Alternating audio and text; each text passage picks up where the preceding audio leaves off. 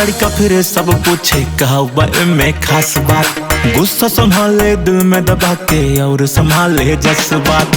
दूसरे पे जान तनी कम ज्ञान दियो, तनी अपने पे ध्यान दियो, अपने पे ध्यान दियो। बाद में के कब कहर ढाए, दूसरे पे काहे कोई उंगली उठाए। लड़का ही कभी कुछ कर नहीं पाए, लड़का ही कभी कुछ कर नहीं पाए। समय बताए, समय बताए, समय बताए, समय बताए, समय बताए, समय बताए, समय बताए, समय बताए, समय बताए, समय बताए, समय बताए, समय बताए।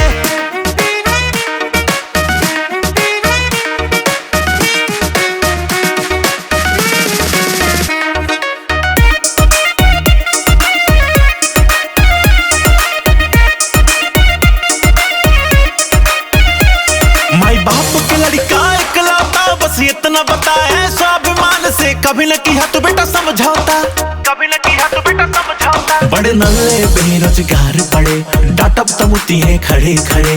टाइम गवाए में अपन खुद के, अब चक्कर में हमरे पड़े।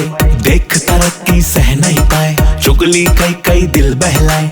खुद के कहीं ठिकाना नहीं, हमारे ठिकाना पे जाके हम ही के सारे ही गलत बताए। समय बताए, समय बताए, समय बताए, समय बताए, समय बताए, समय बताए, समय बताए, समय बताए, समय बताए, समय बताए, समय बताए, समय बताए। जय अवधि।